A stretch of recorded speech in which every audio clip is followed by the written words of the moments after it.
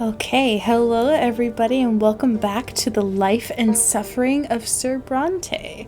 Last time, our grandfather beat us to death, and we're gonna try and prevent that from happening again.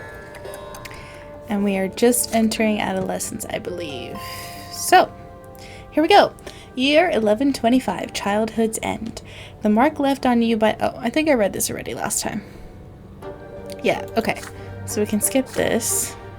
Thank goodness, because there's a lot of reading. You've learned how to care about someone else, how to teach and protect. Your childhood years are over. That about sums it up. End of...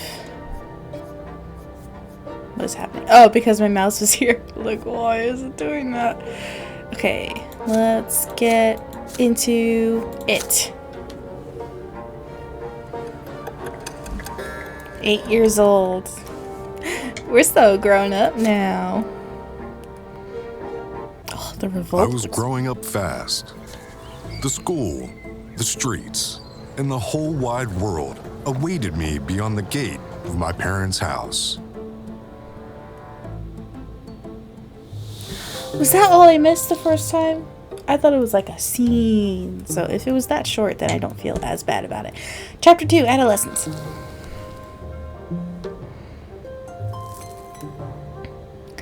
You've lived in this world for 8 years now. As you grow older, life grows more complex.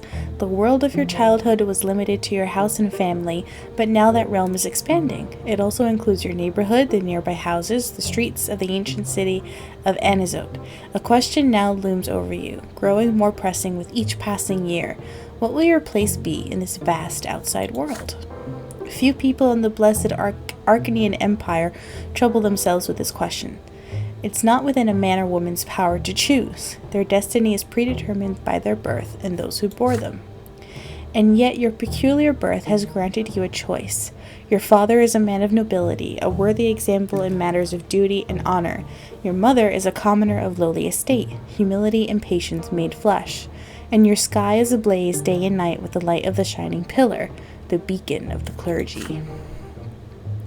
Your back bears the mark of the lash. Will you accept the drudgery and suffering that is the lot of the lowborn for your entire life? Or will you follow in the footsteps of your father and your father's father, and fight for the right to serve the empire as the noble of the mantle? Perhaps you will follow the twin god's word and offer spiritual guidance to others. The answer lies out there in the vast, terrifying world. What awaits you beyond the walls of your home? So much. Your world grows. The neighborhood, the houses nearby, the streets of the ancient city. Did I just read this? What awaits you? Okay. So these are the things that can happen. Glorious secret. A secret society? Oh. Okay, so I would need ingenuity. Stefan's discreet. Your elder brother's forbidden love. You join the blood tie to the Brante family. Your younger brother Nathan receives a spiritual admonition from you. Ooh, things are getting juicy. I want to hear about the secret society, though. I'm a sucker for secret societies. Matters of the heart. Oh, I get my first romantic feelings. A revelation by the sacred silver tree. And I saved a girl named Sophia. Huh. Okay. Personal qualities at this age to determine what choices you may take. Okay. Ingenuity. Alright, I'm not gonna try to specifically, get points for one or the other. I really just want to see how this plays out. Relations screen is now available. There it is. Province. Map of the Empire. Ooh, I want to see the map of the Empire. Oh my god, it's huge!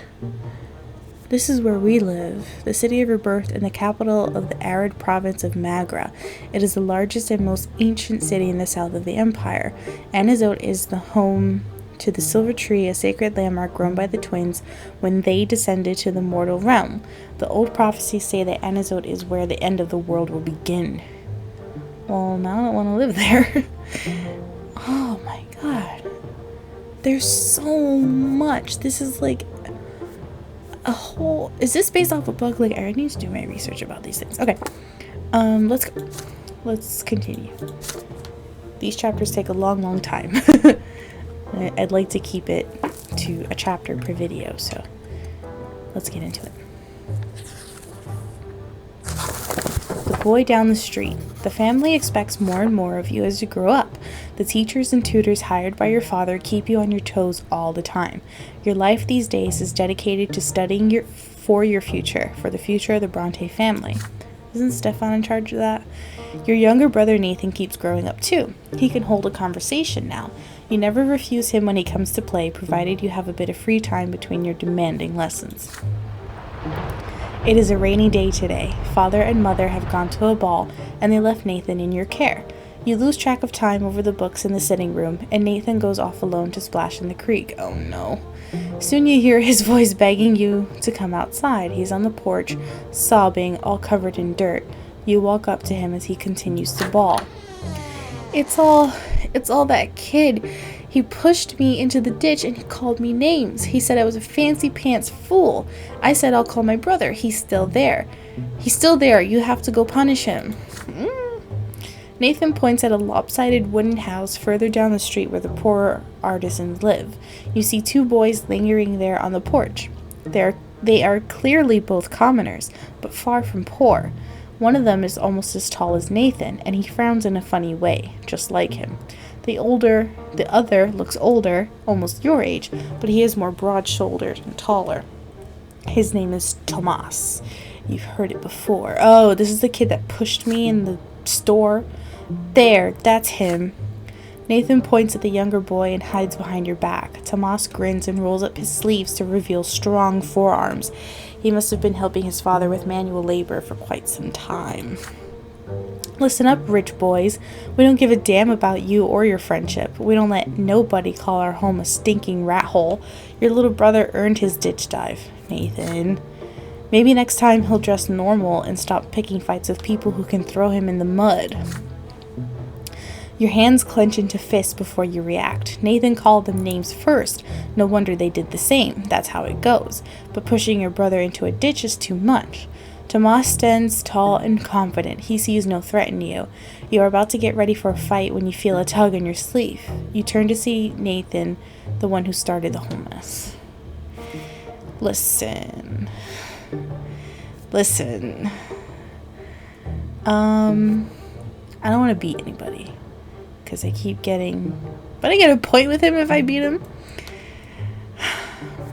My brother is not only to blame, right? Because he said names first. Let's resolve this peacefully. Yeah. How much willpower do I have? Can I see that? Destiny? No.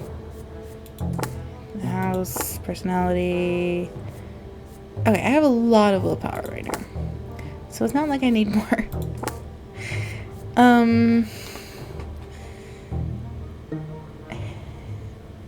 He's tugging on my sleeve. It seems he has something important to tell you. You do your best to reason with Thomas and avoid a fight. I hate to call them names. I want to see what this is. Because I unlocked it, right? These are like the ones that are harder to obtain. Yeah. Listen to your brother first. Nathan keeps tugging on your sleeve, harder and harder. Finally, you turn and look at him. Don't fight him, please. Look, he's huge. Let's go home. Who cares about them? You're all sweaty. Are you going to listen to your litter brother? Litter? Or is that supposed to be little? And walk away like a coward? All you rich boys are chickens. You do nothing but squawk. But when the push comes to shove, you run home to mommy. Now he's done it. Your patience has run out. You swing at Tomas, and he jumps back, surprised by your assault. It takes him a moment to compose himself, but now he's ready. His fists cover his face, and he attacks you with a quick jab. Now it is your turn to take a step backward. You start trading blows, huffing and puffing with rage. The younger boys gawk in awe at the sight. Tomas does not resort to resort to fancy moves, dirty tricks, or stupid taunts. He displays nothing but skill earned in many a street fight, and his heavy fists aim for your head. You keep dodging him again and again, trying to reach him. He takes a couple of glancing blows, but easily shakes them off. What a bruiser. You start swinging your fists with greater and greater fury. Your heart is pounding like a hammer. You see nothing but the foe in front of you. How much longer will this take? You're worn out, your breath grows ragged, and your muscles grow heavy. But there's no way you can give up now. Nathan is watching you. Desperate and out of options, you swing and punch Thomas square in the nose, then immediately let his fist smack you in the temple. Ow! The blow rings through your head like a bell and blinds you for a moment. Excuse me. The world swims before your eyes. You clutch at your head to get your bearings. Tomas is standing in front of you, blood dripping from his nose. You no longer want to fight it out, and it seems your opponent would rather end it too. But you keep standing there, eyeing each other angrily. Then, suddenly, you hear an angry shout right next to you. An enraged man in a craftsman apron is shaking his fist. Tomas's face contorts in terror right away. That's Daddy. It's my father! Run! The punishment for fighting is flogging, and the mere prospect of that makes you run like the wind. Tomas sprints in front of you. You dash across the rotten wooden planks of the back alley, up and over a lopsided fence, across a giant puddle in one leap, and then forward into the tall grass. You hide there and stay quiet. You hear no sounds of pursuit. You exchange glances with Tomas and start laughing. His laughter is loud and infectious, but soon he cuts it short and grows sadder. I'm gonna get flogged anyways. My dad's always quick to give me a beating, and then he'll start nagging me about the lots and the prayers for days like he always does. Why do I always get myself mixed up in this stuff? But fighting's the only way to prove you're worth anything, right? The adults didn't see you fighting, you tell him, so all you have to do now is convince them you weren't. Nosebleeds happen, right? Mother gets nosebleeds all the time. Uh-oh. Well, we could try it. Let's hope our little brothers don't tell on us. I'll talk to mine. There's a scratch on your head. Don't let them see it. Good thing I didn't hit you in the face. There, good as new. You assure him that Nathan will never tell, and in return, you'll make sure he behaves himself so he won't get tossed into a ditch again. With that, you shake hands with Thomas. His handshake is as strong as you would expect based on his fists. You make your way out of the tall grass. You need to leave before Thomas's father goes to your family and complains about you breaking your lock. You come to a realization on the way back. You had no idea the place where you were hiding even existed, and it wasn't too far from home. Thomas smiles in excitement when he hears this. Oh, I know lots of places like that. I'll tell you what. If we get out of this mess today, I'll show you the way to the old fortress wall. It's the perfect place to build your own fort. I dragged a bunch of wooden planks there. Too bad it's no fun to build all alone. My brother never helps. He just gets in the way. You emerge from the muddy back alleys, united by a secret only the two of you know. It seems you've made a friend today. Huzzah! Friends are good. Ooh, got a lot of willpower. Year 1126, you made a friend. Yay! That's my birthday. 1126.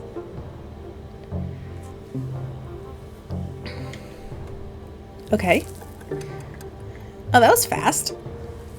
Okay, maybe this chapter will be more of a breeze to get through. Riders on the road. It is blistering hot today, even for the sun-parched land of Magra. As soon as you are done with your studies, you dash outdoors and out of the stuffy room. You and Thomas roll up your shirt sleeves, but it barely helps. You would gladly go shirtless had you only been in the company of other boys. But there are 3 girls in the yard today. They are doing the laundry in a big wash tub, whispering and giggling. If you could, you would gladly keep watching one of them at work. Oh. She has big eyes of deep blue, her dark hair is braided, and her plain gray dress is mended and patched all over. Her name is Sophia. She throws her head back a little when she laughs. The rays of the sun are reflected in her eyes. You, Thomas, and the other boys keep telling silly stories, anything to make her laugh. Aw. You sure love telling tall tales. Oh, I remember this one time. But then Sophia hears a voice calling her home. She nods to you and runs across the street smiling. Her light steps carry her forward, but her eyes are looking elsewhere. But then a stone on the road catches her foot. She stumbles and falls flat into the dust.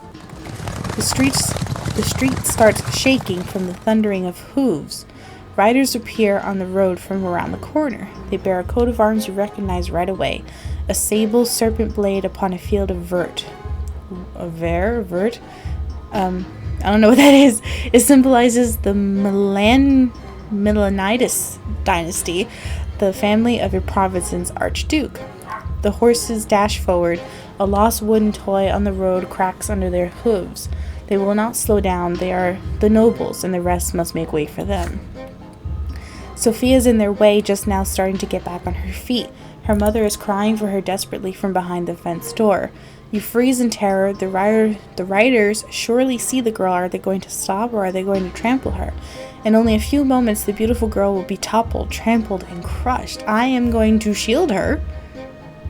Why does my thing go down? Oh no. It'll stay the same.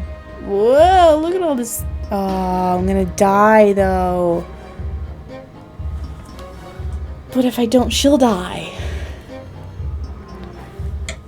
And I'll lose 5 willpower. But I have a lot. I have 25. And that's the only thing I'll lose besides my life. I only get 3, right? I'll see. I'll shield her. I'll shield her. I'm sorry. You throw yourself blindly into the road, swinging your arms wildly. Dazed by the sound of the thundering hooves, you can see nothing in the dust. For a brief moment, the horses slow down just long enough for Sophia to get back on her feet and flee to the roadside. But then the riders dig their spurs in. Oh! Dozens of hooves knock you off your feet and roll across your body. Your bones crack, break, and crumble. Your ears are ripped apart by the thundering rhythm of the ride. Your innards are pulverized. The last thing you remember is the sound of your own skull caving in. Ooh. Okay, is this all the same stuff too? Impenetrable darkness surrounds you. You stand alone, bare to your very essence. It paralyzes you. You're bathed, bright light. Yeah, I think this is the same. Yeah, the light of the shining pillar. You see all your thoughts and your doubts, your errors and transgressions. You are naked. You feel liberated and whole. Is this the same? Okay, I'm gonna skim it, and in case you guys want to read it, pause here. And pause here. And pause here. Pause here. Ooh. The god raises his sword above you. This is divine retribution. There is no law without it, nor can there be. Every action has consequences. This is what shapes the world, making its very existence possible. In this moment, beneath the gaze of the merciless god, you comprehend the law that binds the entire world together. Which manifestation of the law will you live by? The last time I picked cause, right? This time I'm going to pick family. Yeah. The blade flashes. The younger sword slashes through the air above your head. You do not yet deserve your final punishment. The law demands that you continue your life. Blah, blah, blah. Extend his gigantic hand show you the way you must proceed. Top of the crown of the silver tree. Branches are close now. It is time to descend. Yeah, I'm pretty sure this is all the same thing.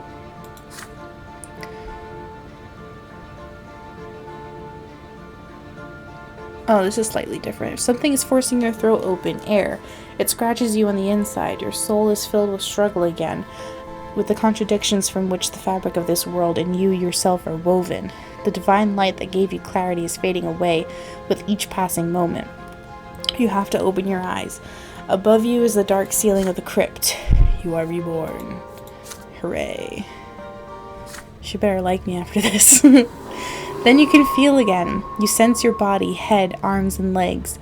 The light fades around you, obedient before a will that is stronger than you.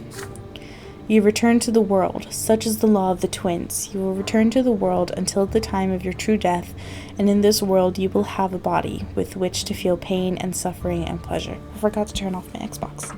There we go. You smell a sickly, moist odor.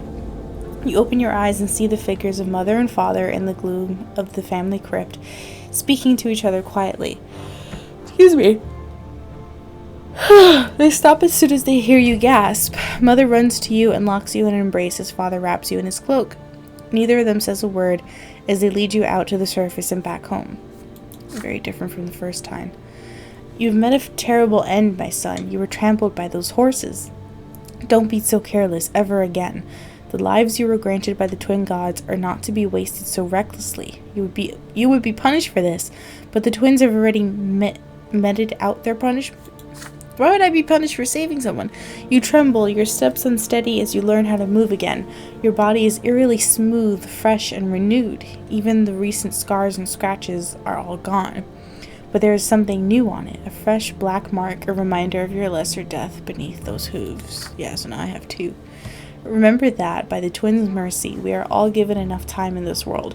Should you die before your time, you will be brought back by their grace. For 3 times, they will rescue you from a terrible fate. But the 4th death is true and final for all. Every loss of a life we were granted at our birth is a heavy blow to us. But the gods told us not to mourn a lesser death, and so we will humbly accept this and move on. See, your body has been reborn anew, with all your wounds healed. Do not mourn your loss of life, my son, but thank the twin gods for their justice. Do not speak of this, and do not ever play by the road again if you wish to keep on living. Yes, Mom. You cautiously go back outside the next day. Children from the neighborhood surround you. They all saw you get trampled, and now they ask you the same question. What was it like to die? Thomas rescues you from their pestering. He pushes the motley crew aside, hugs you, and pats you on the back. Look at you, buddy. You gave an entire life to keep a girl safe. Then you see Sophia. She's standing nearby, shyly working up the courage to walk over to you. Soon she finally approaches you and begins speaking rapidly. Why did you throw yourself in front of those horses? My life isn't worth any more than yours, so why did you think that? You weren't supposed to die there. It was all those riders' fault. They deserve to die, not you. Her voice rises to a shriek. She suddenly stops and runs back home. You stay where you are, watching her run, the golden rays of the sun dancing in her braided hair. Aww. Cute. Look at me. Look at me. I'm so awesome. Okay. Alright. Oh, I got an achievement for getting trampled. Yay. Okay. So I thought that was going to be a much more complicated thing to achieve in this chapter, but apparently not. Okay, 11/28, 10 years old. I saved a girl at 9 years old. That's pretty awesome of me, I think. Year 11/28, fall, soil, and gunpowder. Sophia disappeared after the terrible incident with the horses. Her friends gossip that her parents sent her off to serve a rich and noble dynasty. You haven't seen each other since that day, but you still remember Sophia's eyes, the sunlight shining in them. But no matter what, life goes on. You are 10 years old now. Your studies continue, and you are learning more about the land you live in. Anizote is an ancient city in an imperial province by the name of Magra. All soil in Magra was turned to ash eons ago, scorched by magic during the rebellion of the Duke Charmilonitis. The magical arts are all but gone now, but the scorched earth has remained barren and infertile ever since. Since then, the entire province has lain barren, tormented by cold and scorching winds in equal measure, with few precious plants taking root on their own. All fertile land in Magra is bought elsewhere and brought here by an endless caravan of carts and carriages. To pay for food and soil, the cities of Magra became skilled in many trades, primarily mining and digging for metals and stone. Last fall, there was an explosion just outside the city, followed by clouds of thick smoke. The first such incident frightened the citizens, but then explosions and smoke became an everyday occurrence. Soon everyone grew used to it. Father explains that the miners are using a new invention called gunpowder. It makes it easier for them to reach the precious stones and metals buried deep within the earth. Then one day a thunderous explosion rocks the city, and black, billowing smoke covers the houses. People are stuck in their homes, all windows tightly shut. The air is impossible to breathe. Nathan coughs all the time. Gloria and you cough only when nobody is watching. If Mother hears it, she'll make you inhale those hot herbal vapors just like Nathan, okay? It takes 2 days for the black smoke to disperse. People pour out onto the streets to meet their friends. Thomas is eager to share everything he knows about this incident with you. They took lots of burnt-up people to the city temple. Mom told me she was helping the healers. There are many rumors. Some claim it was the work of a beast stirred from its slumber, while others say it's the surviving witches that continued to threaten the order and the empire with their accursed powers. But as for you, you patiently wait for Father to come back home, and then you'll ask him about it. Father spends day and night working at the prefecture, while Mother spends all her time in prayer. It takes a full week for Father to finally come home, and he's almost completely spent. You muster enough courage during dinner to ask him what happened outside the city. Father raises his head, his face a bleak, weary mask, and starts muttering his proclamation. It's almost as if he doesn't see you. It's the mine outside the city. They were trying to get a vein of ore. There was an explosion. The mine caved in and the black smoke started flowing. Many workers died there. It was all because Count Velasco, who owns the mines, wanted them to start mining that vein before they were ready. Some of the workers weren't even reborn. Perhaps the twins thought their final time had come. The prefecture had been inundated with complaints from families that have lost their breadwinners, asking the judges for help. Many people also lost their cattle to the black smoke. Count Velasco blames gunpowder for the disaster. The prefecture and the newspapers just repeat whatever he says, but it's plain old greed and tyranny of noblemen that are to blame. Why is the welfare of our province always paid for with commoner lives? You can apply that to now. Then, without warning, he grows silent again. You keep thinking about it for days. Can a human life really end so easily? A single moment of bad luck and you die, only to re-emerge from the temple or the family crypt with a new black mark on your arm. Or worse, you remain where you fell, dead, never to be reborn again. Ever. Ooh. Oh. Could I have changed that? Okay, this keeps shining, so I want to see what this is before I continue reading. Oh. Okay. It's just a little update. Okay. Stefan's arrival. During lunch, Father tells you to stay home in the evening and prepare to meet some important guests. Your elder brother Stefan will return home by dinner tonight. Joining him will be your grandfather Gregor, great, as well as a noble friend of the family. You are excited about your brother's return. It has been years since you last saw him. How has he changed during his years away from home? You and Father await the guests anxiously. The doorbell rings. 3 people are standing outside. Grandfather is the first to come in, naturally. He has not changed a bit since his last visit, still eyeing the house with contempt, looking for any reason to demean it. What else is new? Grandfather is followed by a stately young man dressed in a jacket embroidered in silver, whom you barely recognize as your brother. Stefan casts a glance at your threadbare clothes, your dirty fingernails, and smirks. The last to enter the house is a personable gentleman with a worn-out, wrinkled face. You have heard a lot about this man from Father and Grandfather. He is Baron Augustin Elborn, Stefan's uncle, a family friend and the province's prefect, which means that he is the head judge and thus a father superior. Sir Elborn smiles lightly and offers you his hand. And this must be your younger son, yes? You have your father's eyes, young man. Father bows slightly to Grandfather and Sir Elborn, but there is a moment of quiet when Stefan's turn comes. Father reaches out to him awkwardly, expecting an embrace. There is a question in Stefan's eyes as he looks at Grandfather. The old man shakes his head almost imperceptibly. We noblemen oughtn't to put our emotions on public display, Father, not even after a lengthy separation. There is no embrace. Instead, Stefan nods to Father curtly. He responds in kind, his face devoid of emotion. After the greeting, you proceed to the sitting room. Elborn is the first to enter. He kisses Mother's hand and Gloria's too, and tussles Nathan's hair after he sees him hiding by the table. Grandfather acknowledges them with a glum nod. Greetings, Lady Brante. I remember you were kind to me when I was but a child, and you must be Nathan. You could barely walk when I saw you last. Your elder brother ignores Gloria completely, not even a greeting. Asshole. You proceed to the dining room in a dignified manner and take your seats. The dishes smell delicious, but they merely punctuate the overwhelming tension at the table. Elborn is the only one with a friendly smile on his face, thank God. Excuse me. The dinner is splendid, Lydia. Did you choose the dishes yourself? You have a truly refined palate. It warms my heart to know Stefan spent his early years with you.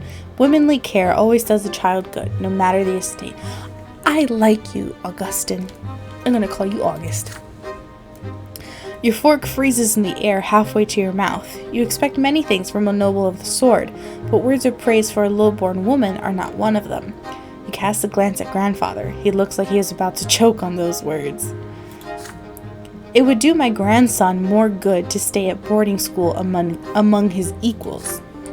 Please, Gregor, parenting is no less important. Nothing can replace a mother's love. I cannot deny it. It saddens me greatly that my late sister could not be there to raise Stefan, but there was still a family for him, and he was surrounded by love. How could that be bad? And besides, his father was by his side all the while. A father's example is always the best. After all, Robert earned the judge's rank the same way you did. Your grandson will surely follow in your footsteps, and who knows, perhaps even the younger men of the Brante family will contribute to the... You clumsy, low-born cretin. He's so dramatic. Everybody is startled by this sudden outburst. Grandfather's face turns red. He's glaring at a young lady servant holding a pitcher over a glass. Stefan is sitting right next to her, dabbing a napkin on a fresh stain on his jacket. Begone this instant! The lady servant runs away, leaving the pitcher on a small table by the door. After a quiet moment, Elborn smiles again. It appears the servants have left us, yet dinner is far from over. Worry not, uncle. There are enough commoners at this table to keep us served with food and drink. Good lord. Stefan glares at Gloria across the table. She's sitting right next to you. She shrinks down and hunches over under his gaze. Father furrows his brows. Mother covers her mouth with trembling hands. Grandfather sneers. Stefan's gaze does not move. The silence lasts far too long. Then she starts to rise from her chair. If the Brante gentleman so wish it. Your hands clench into fists under the table. How could he bring himself to humiliate his own family, his own mother and sister like this? It is all Grandfather's doing. Stefan could not even bring himself to embrace Father without his permission, and yet they are noblemen, and they have the right to act this way. If there is any way this dinner can become even more unbearable, you do not want to see it.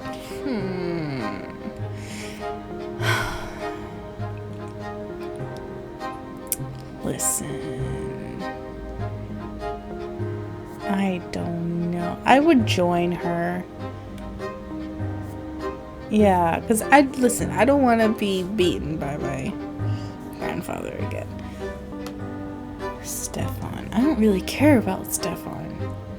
But insulting him won't do anything. She's still going to have to serve everyone. So I'll join her. You deliberate for a moment, then take the napkin off your lap and rise to join Gloria. A moment later, you hear the sound of another chair moving. Your mother joins you. The three of you now refill glasses, serve food, and clear away dirty dishes. Sir Elboyne tries to make small talk with Father, but in vain. So he focuses his attention on Grandfather and Stefan.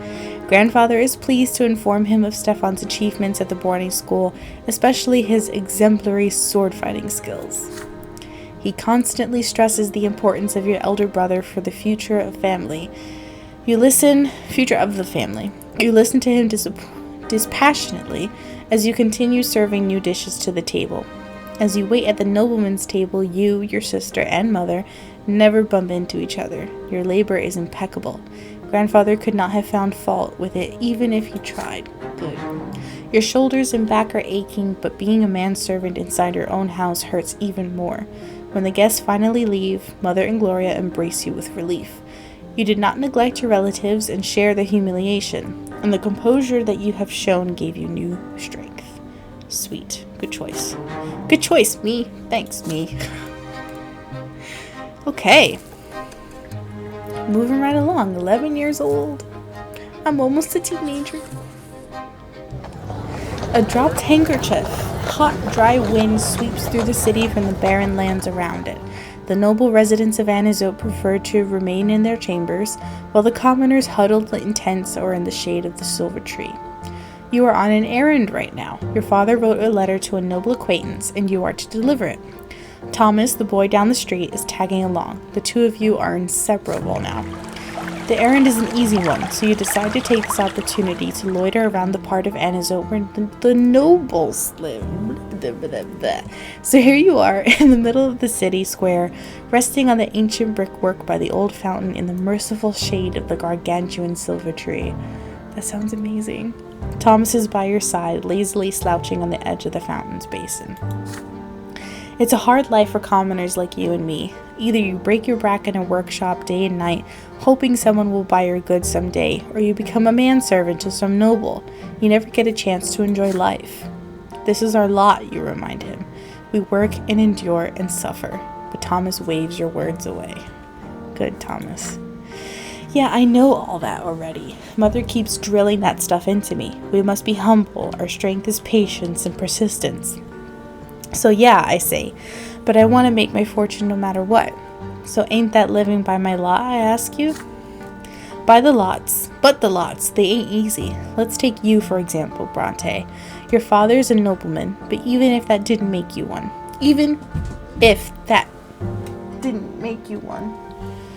Sorry.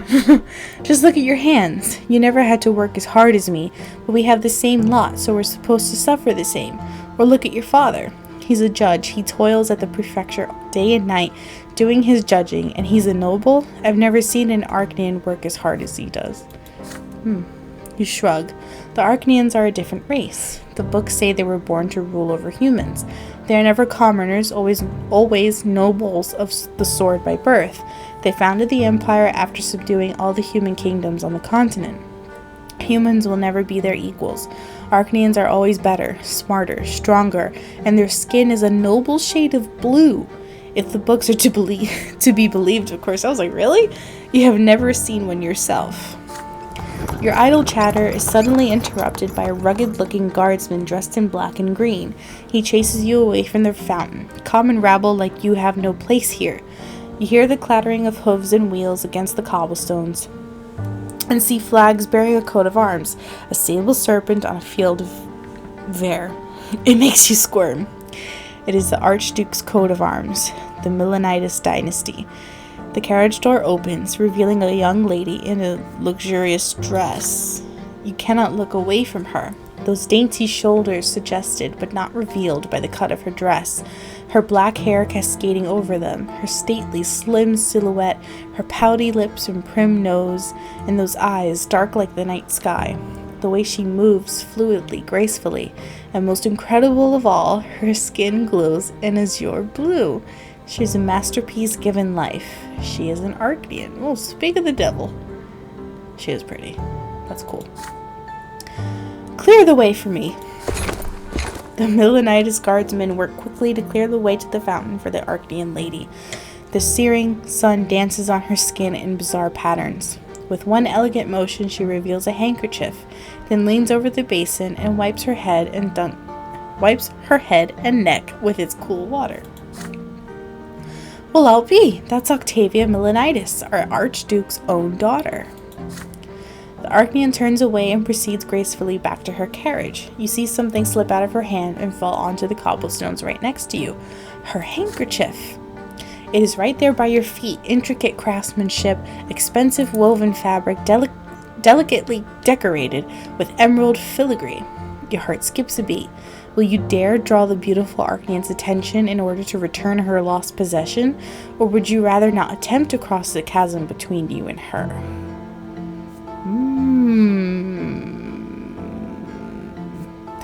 This is my interest. I thought it was going to be Sophia. Stashing. I have a lot of... How much? I have 30 willpower. I could stand to lose willpower. Yeah, I'll give it back to her. It takes a moment to overcome your fear. You follow the young lady, Milanitis, and call out to her in a nervous voice. She turns around, her beautiful face marred by a puzzled expression. You extend the dropped handkerchief towards her. Lady Octavia's face contorts into a sneer. She signs to the guardsman indifferently. Is she mute or deaf? A guardsman... No, she can't be deaf. I called out to her. A guardsman's gauntlet-clad hand slaps you in the face. It rings your head like a heavy bell. Your nose cracks obediently under the staggering force. The rest of you follows suit and you fall prone. You can discern the guardsman's voice through this painful din in your ears. Should I take the handkerchief back, lady? After a commoner's hands have befouled it, let him wipe himself with it for all I care. Well, I thought you were nice. Never mind. The carriage drives away. Thomas runs up to you and drags you back to the fountain.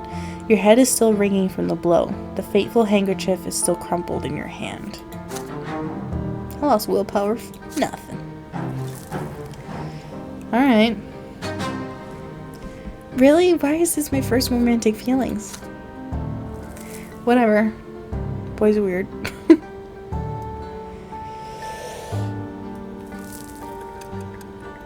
Okay. 12 years old. Ugh. Trying to keep myself lubricated. 12 years old now. You overhear an important conversation. It is a spring night and Mother has just sent everyone to bed. You walk past Father's study and hear voices coming from beyond the door. Grandfather is yelling and Father is replying quietly. The elder Brante men are fighting, arguing about the place of the commoners in the city. You sneak outside to avoid Mother's attention and hide next to the open window of the study. Perhaps they'll mention you too. That low-life idiot had the gall to pay me a visit and beg me for some service. He had the insolence to ask me outright. He thought I was going to support his claim for the chairman's seat in the lesser quorum. How dare he? Father, please listen. Mayor, Egmont may be lowborn, but he carries a lot of clout in Magra. He owns 5 iron mines. A friend like him could be quite useful. Should he become the chairman of the lesser quorum? I don't give a damn who this Egmont is, Robert. He is, however, is lowborn. His lot is humility and obedience. The likes of him can never rule anything. They're nothing but a flock of sheep that need a firm, noble hand to guide them. I wasted so many years trying to quash that quorum decree, but that accursed Cornelius Tempest did everything in his power to make the emperor sign that pathetic screed, and now even lowlifes can wield power. True power, Robert. Just the right to discuss the size of the Archduke's tax, nothing more. That is only the beginning. What's next? Are they going to arm the lowlifes now? Make them into judges? If the empire rejects the foundation and the lots, the entire edifice will crumble. But who am I telling this to? It is already crumbling, and you, my son and heir, are a harbinger of its destruction. Father, I'm begging you. I do not wish to marry a 3rd time. Lydia is a good wife and dutiful mother to my children. If you would only allow her to speak English. I will allow them nothing, neither Egmont nor that freeloading wench of yours. What will you want me to do next? Live by the laws of the lowborn? I can already see where this is going, and I'd rather run my own sword through my gut than live in a country where nobles and lowlifes share the same rights. My only dream is to see the name of Brante in the blue book, but that dream will never come true. They will never call me Venerable El Brante, and it's all because of this marriage of yours. Is it, Gregor? My only hope now is to hear Stefan addressed in such a manner one day. Thank the twins I didn't let you ruin the boy. He's about to grow up a true nobleman. His children will bear the name of El Brante. You have 2 more grandsons. Those spineless milksops from the common lot, they're incapable of anything. The best your middle son could do is sneak into the Imperial College and get ennobled by the mantle, although I have grave doubts about even that. As for the downtrodden Nathan, I hold out no hope for him whatsoever. You hear grandfather's heavy footsteps, the thudding of his cane, and the slamming of the door. It's time to sneak back home before you're discovered. Oh, what? Why is it going this way? Oh. Oh. We're changing things. School begins. You started studying at the school of Sir Tibor and began to master the sciences. Science is very important. A storm of expectations. We're in the year 1130 now. Finally, the day comes when the teachers stop coming to the house. But before you can breathe a sigh of relief and put away the books, Father asks you to come to his study. You've grown, my son. It's time for you to continue your education away from home. Started is not even on this page, Crystal. I've chosen a deserving school for you. Sir Tibor's School for the children of noblemen and well-off commoners. Naturally, it is not a boarding school for nobles, so you will study there during the day and come home in the evening. You share the news with your best friend Thomas. Sir Tibor's School, eh? Yeah, I gotta ask my parents to send me there too as soon as they get the coin together. Father says his workshop has toiled day and night for years to save up for my education. Oh god. The school is based in an ancient estate of Arcanian design. The classrooms are tall and spacious with massive benches. The sounds of scraping quills and lectures on history and imperial law and theology echo under the vaulted ceilings. The rules are strict, the lessons tiring. Restless Thomas keeps getting distracted, and several times he gets his hand slapped with a stick for it. Every teacher demands flawless mastery of their subject. Nothing's changed. Every day, Father asks you about your studies. You have already told him twice how Magra joined the Empire and how the nobles' court of honor is different from the commoners' civil court in the city prefecture. But Father keeps pressuring you to work even harder. Okay. When it is time to go to bed, Mother will not let you go to sleep until you recite a newly learned prayer for her. And when it is time to go to school, you promise her every day that you will behave with great humility and steer clear of insolent behavior of any kind, for you still live by the commoner's lot, and that lot is hard work and suffering. Your first month in school draws to a close, and the teachers announce that there will be exams at the end of the month to determine the best and the worst students in each subject. Father insists that you devote all your spare time to studying law and history if you wish to follow in his footsteps, but when you speak to Mother every day, you start considering theology. You still remember the revelations and divine visions that came to you in your earliest years. You have only one more day until the exam. You have locked yourself away in your room. It is already getting late. Your desk is covered with handwritten notes surrounded by leather-bound books. Just looking at them makes you queasy. I know that feeling. But you have to read through all of them again, at least for one of your subjects. There's a nagging thought on your mind. Thomas ended up in big trouble the other day. He got in a fight. He got in a fight with several boys who lived next street. They heard about your wooden fortress and got in an outrage by the fortification built by commoners. They swore to dismantle it tonight. Thomas swore he would defend the fortress until the end. Perhaps you should abandon the books to rescue the friend in need. But then you hear your little brother Nathan knocking at the door. He stands there shyly, not saying a word. He often does that, standing still and staying speechless until either you speak first or he runs away. But this time he actually says something. The door is locked. Are you okay? Is there anything I can do to help? Your head is spinning. This is the last evening before the school exam. If you fail, your family will be very disappointed. You have to refresh your memory on law or theology, either one or the other. But Thomas and your fort are about to be stormed. Why today of all days? You grind your teeth in a rage at the thought. Nathan is by the door, trying not to bother you. He wants to help you the only way he can, for reasons known only to him. Will you accept his help? Can I send him to help Thomas so I can study? Let's see. Focus on law and history. Help Thomas. Study theology. Or spend a moment with Nathan. Oh, I get so much willpower.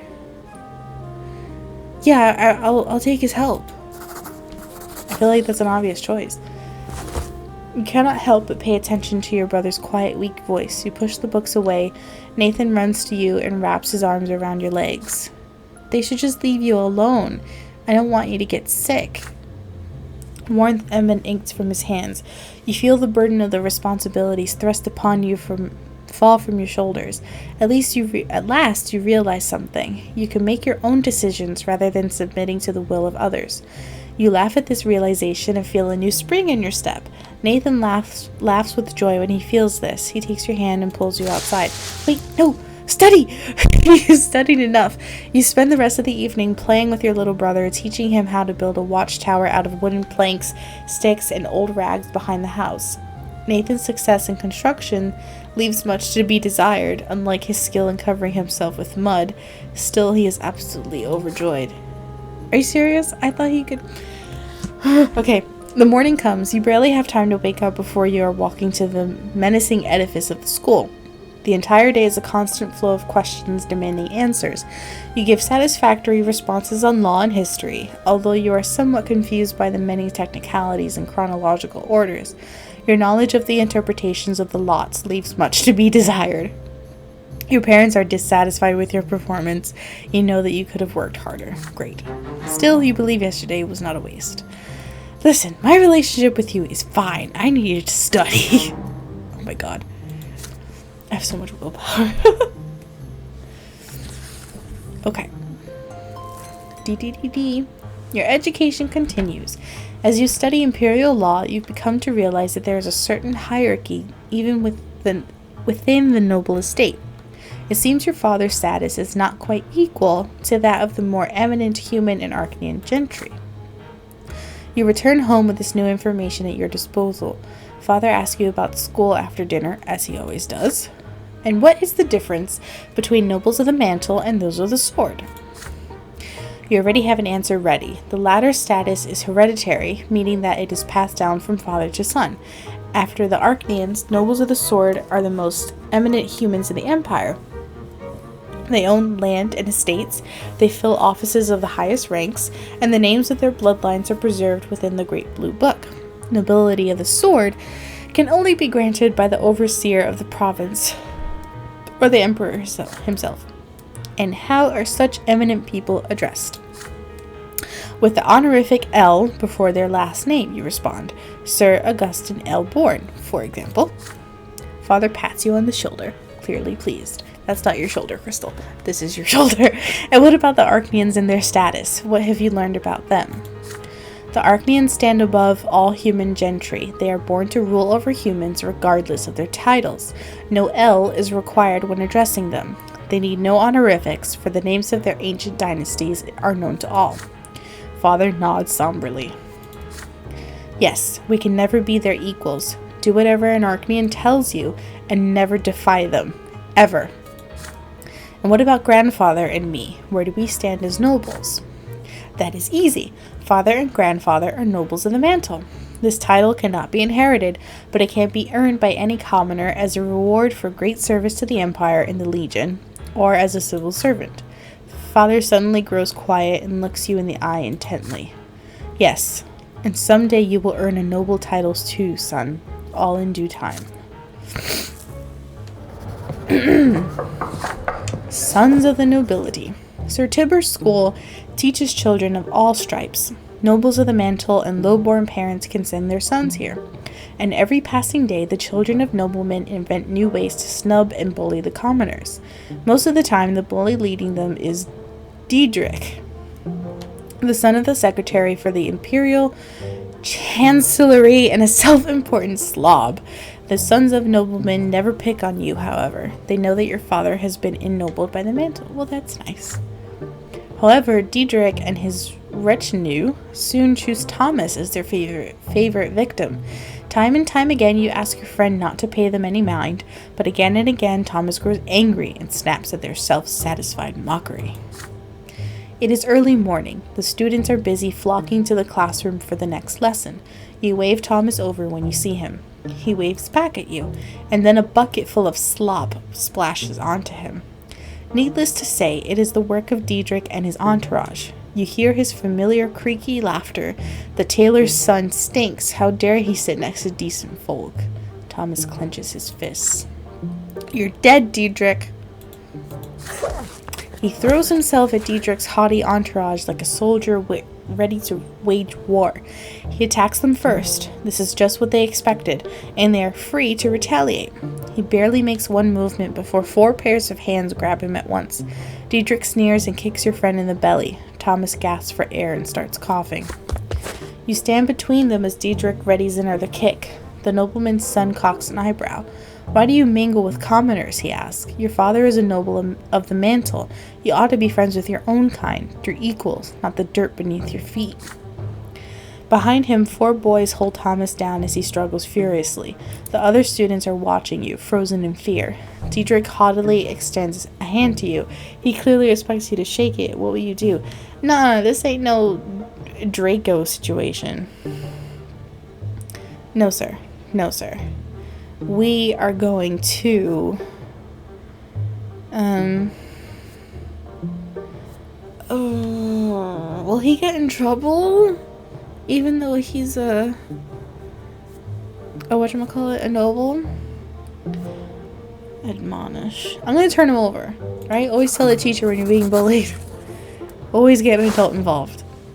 You fold your arms across your chest and declare that Diedrich and his followers will pay dearly for their insolence. Their parents may be nobles, but they are not yet nobles themselves. Here at school, we are all equals. Diedrich's entourage is about to swarm you too, but the teacher of imperial law comes into the room just in time. Everybody immediately returns to their seats. Once the lesson is over, you tell the teacher how Diedrich and his friends have been starting fights and picking on people. They are the children of nobles, yet not nobles themselves, which means they are guilty of defying their lot and encouraging other students to do the same. The law teacher furrows his brow when he hears this. He assembles all the students and admonishes them. Any student caught in defiance of his lot will no longer be welcome at the school. The twins are always watching over us all, and the school will not suffer the presence of troublemakers who defy their will. The nobleman's sons reluctantly agree. There's no good reason to risk picking on nobles when the punishment is so high. To say Diedrich is angry at you would be an understatement, but he can no longer hurt you or Thomas. The bullying stops. See? Always involve an adult. It works most of the time. Okay. Now we are 13. Lucky 13. This game is really cool. I need to yawn again. Oh gosh. Okay. The Silver Tree. Your theology teachers tell you more about Anizote. It is more than just the provincial capital. It is also a sacred place blessed by the gods. It is where the twin gods' first disciples spilled their blood, and from that blood grew the sacred silver tree. Its enormous foliage hangs over the city. You see its branches in the sky every day, but you have never approached the trunk of the tree yourself. Exciting! Today, you will be taking your first trip to the Silver Tree. Your class is visiting a service in the great temple by the tree's very roots. Thanks to your theology teacher, you and the other students will witness this landmark of the twins' advent up close. Everybody is excited. Soon, you and the other boys enter the slums surrounding the church district of Anizote. The roots are pulsating under your feet. They spread underground all throughout the area. Pathetic, cramped hovels and filthy streets surround the trunk of the tree. They are home to paupers, day laborers, and preachers. The people of the district bow humbly to you and point you towards the temple. They seem at peace despite the abject poverty in which they live. All who live directly beneath the tree are filled with its divine grace, your teacher says. People come here to make peace with the world and their fate in it. Your class is unusually quiet. Everyone is listening to the rustling of the leaves and the underground beating of the roots. The sky above you is obscured by the tree's canopy. You find the temple of the twin gods right next to the tremendous trunk of the tree. It almost seems a part of it. There's a crowd there, pilgrims dressed in traveling clothes, paupers and beggars, common people of the city, and the occasional well-dressed noble. There are arguments among some people who are gathered in separate small groups. Many people are wandering around, staring upward at the tree's branches. The tree impresses you with its might and the calm emanating from it. You are filled with a desire to sit down and think of the world, to learn something about yourself, to touch the silver white bark and hearken to the whispering leaves. You are distracted enough to fall back from the rest of your classmates. Great. You notice a small path. It should take you right next to the trunk. Except it probably won't. A tall, red-haired woman walks out of the crowd of pilgrims. She's wearing a worn white robe. She's no longer young, but her face is youthful and covered in freckles. Her hands clutch a book. You have never seen this lady pilgrim before, yet she looks at you almost as if she has recognized a lifelong friend. Is this Sophia? She beckons to you and says her name, Matilda, a preacher from Messenia. What she says next shakes you to your very core. It is commendable to see a young man so keen to learn the teachings of the twins, she says. Yet you will never follow the light of truth within the walls of the temple. Inside you will find only the lies about the lots, the erring words of prophet Isaiah sanctified by the passage of centuries. Yet anyone who sets out to read the accounts of the twins' own lives knows that they never so much as mention the lots. The red-haired preacher's words frighten you. They clash with everything you have heard from Mother, everything you have been taught at school. The lots are a lie? You freeze in fear. Should you argue with Matilda or ask her for more information? Or should you treat her as a madwoman and catch up with your classmates? You suddenly feel a small, warm hand grasp your own. You see a girl right next to you. She is just a little older than you, wearing a black dress, threadbare yet almost spotless. Her hair is covered by a handkerchief with only a single golden lock showing. Her brown eyes are burning with rage, her hand pulling you away from the red-haired preacher. Who are you? You stare in confusion at the strange young girl, your cheeks flushed by this sudden touch. There's just a bit of color on her cheeks too, but then she starts speaking to you quickly. Don't listen to her, she's dangerous. Come to the temple with me. Only there will you see the truth. You stand there, surrounded by the crowd of praying pilgrims and the sounds of shuffling feet, torn between two people you have never seen before, and each of them expects you to follow her. But all the while, you hear the whispering of the wind in the tree's branches. The branches reach out for you, almost as if the tree wishes to speak to you itself. Can you hear its voice? I don't know. I want to give in to the epiphany. Spirituality, revelation of the tree. Ooh, what's this one?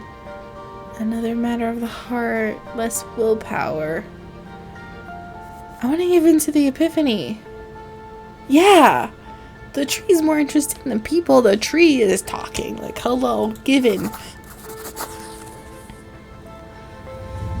The silver tree. You step away from the girl in black and the woman in white. Your eyes transfixed by the tremendous towering trunk of the tree. For some odd reason, you recall Mother's ant farm, with the ants hard at work inside, and her face as she explained its laws. It is a fleeting, distant memory, a child's realization about the workings of the world at large. And at this very moment, you see yourself and all the other people for the ants they are. You cannot look away from the tree. The people around you begin to fade away. Their voices melt together and disappear. The world that surrounds you feels frozen and still now. The slow swaying of the rustling branches is all there is. The branches catch you and raise you up. It's the Whomping Willow. You soar in the air, higher and higher along the trunk of the silver tree. The branches, the leaves, their light is blinding. Their light holds you up and embraces you. Am I dead? And at this moment you realize something as clear as the daylight beating down on you from high above. This tree is divine. There is no doubt left in you. The tree was planted by the twin gods and left in this land an ever-living proof and mark of the twins' existence.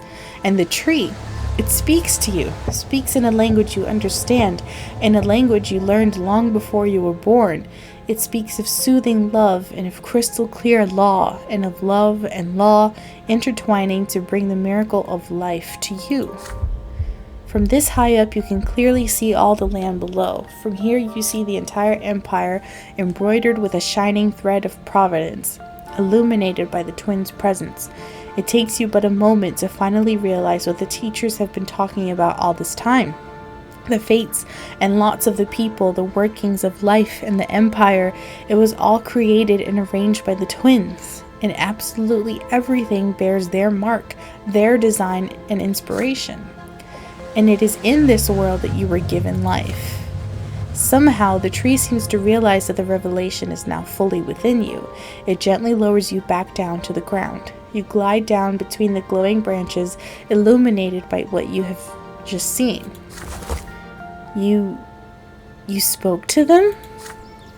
You come back to your senses. You are still standing by the tree, firmly rooted to the ground. The branches release you, and you are once again aware of the pilgrims' prayers and the noise of the crowd. The young girl in black is staring at you. She is clearly agitated. My uncle is a priest, and he told me the twins can choose to speak with you through the tree, but I've never seen it happen before. Jean starts asking you questions. She wants you to tell her what you just experienced, but you cannot speak. It is so difficult to see the temple's familiar interior again, to see the district around it and the sky above. The memory of the sight from atop the silver tree now gleams in your mind.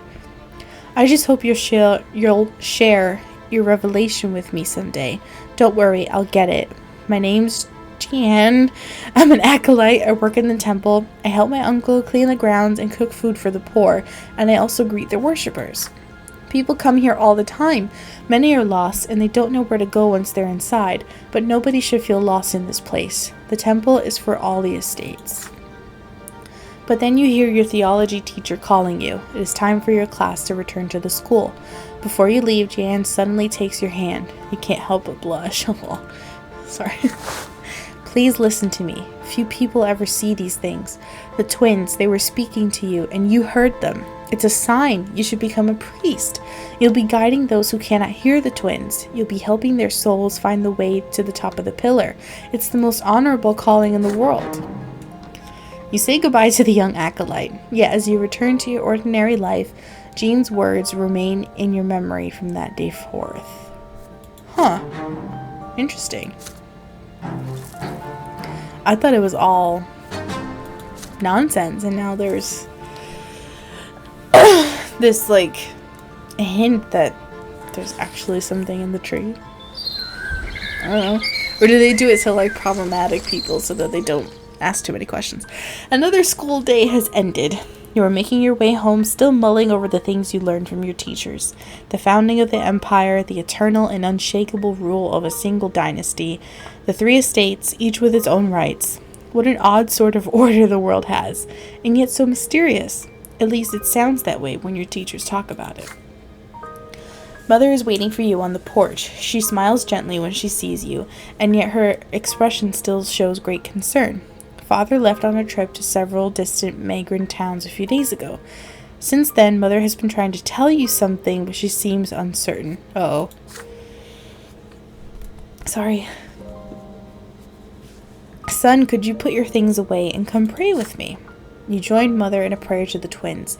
She prays with fervent sincerity, her head bowed low, reciting the words of obedience to them and their greater design in a barely audible whisper. You repeat after her just as she has taught you ever since you were a little boy. When the prayer ends, Mother sighs and turns to you. My son, you are 13 now. You'll be grown soon. It's time you learned about certain things that are important to family, difficult things. It's about your father and me, about our marriage. Oh, did he actually convince him to leave her for someone more noble? You gaze curiously into Mother's eyes. I'm sure you've wondered about this before. Your father is a nobleman of the mantle, so how could he marry a commoner with another man's child? But you see, your father, when his first wife Amalia Elborn died, it was a painful blow to him. He lost the will to live, lost all purpose. He felt like his own destiny was cut short that day as well. And then he met me. You know the troubles I had in the past. I went to the prefecture as a petitioner to ask them for help, protection, justice. When I was a young girl, I worked at a small shop that sold crockery and dishes. A nobleman took a liking to me. May his name be forever forgotten. The twins know I was humble and honored his lot to rule, but he took me by force. Mother falls silent, summoning the courage to continue. Gloria is that nobleman's daughter, but he was outraged. How could I have the gall to burden him with a low-born progeny? He turned me out on the street with that little baby girl in my arms. Asshole. Mother's voice is shaking now. You take her hand tenderly. I had no home, no honor, nowhere to go, no one to help me.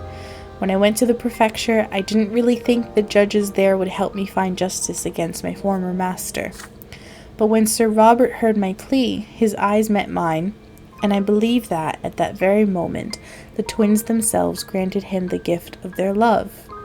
Your father told me that there was nothing he could do to make that detestable nobleman marry me, but he would never abandon me and baby Gloria. And if I agreed, he would take me into his own home. Tears are running down Mother's cheeks. And I knew it, my son. I knew how much his honor and reputation would suffer, but caring for me brought him back to life. It's like he experienced another sacrament. He rediscovered his noble purpose, his lot to rule and protect and care for others. But his decision to marry me, he is still paying for it today. Your father had the courage to defy your grandfather, the founder of his bloodline. If only you knew how much he had to endure, my son. If only you knew the despicable rumors we heard about the Brantes all over Anisote. It was only thanks to the efforts of Sir Gregor that the Brante bloodline managed to hang on to what little remained of its reputation. And now the noble families have all but forgotten about that scandal. Thank the twins. Mother falls silent. She looks at you intently. Do you understand what she is telling you? My son, I'm not telling you this just to share the pain of my past. I have no reason to complain. Even Sir Gregor has accepted me through gritted teeth. But you need to understand the heavy burden our family must bear, including our scandalous marriage and Gloria's foul origin. And Gloria, she can never be a Brante. Even if the elder Brantes agreed, the news would stir up the old scandal in the minds of high society. And if that were to happen, they would see even your birth as illegitimate. Mother sighs heavily. What I told you just now is something you have to know, son. You are about to enter adult life. By my law, I must be humble. I cannot tell you how to treat your family. But may I ask you a question? Now that you know all of this, do you still see Gloria as your sister? Of course! Why would you distance yourself from Gloria? Yeah, she's my sister. Please. Filled with determination, you assure Mother that Gloria is and always will be your sister. You want Gloria to be a Brante too. You want her to be a part of your family. Who cares what the nobles of Anisote say? Mother beams with quiet joy when she hears this. Oh, if only you knew how happy that would make me, to have our family united at last. However, the joy on her face quickly gives way to concern. But I already owe good Sir Robert a debt I can never repay. He's given my daughter so much, a home, an education, his care and advice. The Brante bloodline could suffer so much from Gloria's existence. We should all just learn to accept her status as it is. Nah, fam. Just then, you hear Gloria carefully knock at the door of Mother's chambers. Mother, I couldn't find you. You happily greet your sister. Yes, she is your sister. No old secrets can ever change that. Mother gives you and Gloria a kiss on the forehead and returns to her prayers. You and your sister walk downstairs together. Mother is alone by her bedside now, thanking the twins with a quiet prayer for the Brante family they have given her. You hope they can hear her. Aww. Yay. I like it when the things go up. Last episode there was a lot of back and forth. This is... We're getting like heartwarmies. You are 13 now. Another theology lesson. Today's sermon is about the priests and why the clergy is the only one of the 3 estates with the right to interpret the lots and guide the other 2 estates accordingly. Thomas sits next to you, huffing and puffing as he fervently writes down the teacher's every word. But you've heard all this from Mother many times before, so you take this moment to daydream a little. Father promised to take you to the capital once your studies are complete. But the teacher suddenly casts a stern look around the lecture hall and raises his voice at one of your classmates. A boy by the name of Brian jumps out of his seat. The teacher asks him to repeat what he had just said. Brian freezes and seems to shrink. He tries to muster a reply, but nothing comes out. The class becomes agitated. Someone is about to get punished. The teacher now looms over Brian. The boy's cheeks are flushed and his eyes are covered in tears. You all watch the teacher's iron-bound book as he raises it sharply, about to strike. Brian shrieks and raises a hand in front of him. A sudden flash, the teacher screams and buries his face in his arms. His hair is ablaze, and his skin is covered in horrible burns. It's magic, real magic, just like in the books about the Magra rebellion. The class freezes in shock. There's a dull thud as the iron-bound book falls to the floor. Brian's hysterical laughter rends the silence. He stands up from his bench, fire in his eyes and sparks on his fingertips. There are screams now. Students run for the door. The teacher tries to extinguish his burning hair. Brian snaps his fingers, and the books of Isacius on the desks turn into pillars of flame. He laughs and raises his arms, and the curtains catch fire. What is happening? The screams grow louder as the fire howls. Brian's face is tense and violent. His mouth is spewing flames, and his whole body is shaking with laughter. He steps toward the door. You and Thomas glance at each other. He's going to burn the whole school down. Your friend's determination makes you brave. You run behind Brian and knock him off his feet. You both tumble to the floor. Even through his clothes, his body sears your flesh. Brian screams, convulses, and grabs Thomas by the shoulders with his burning hands. Thomas howls and stays put, then knocks Brian senseless with several fierce blows to the head. Get him, Thomas! There are servants fussing around the room now. They put out the fire and take away the teacher, his body covered in horrible burns.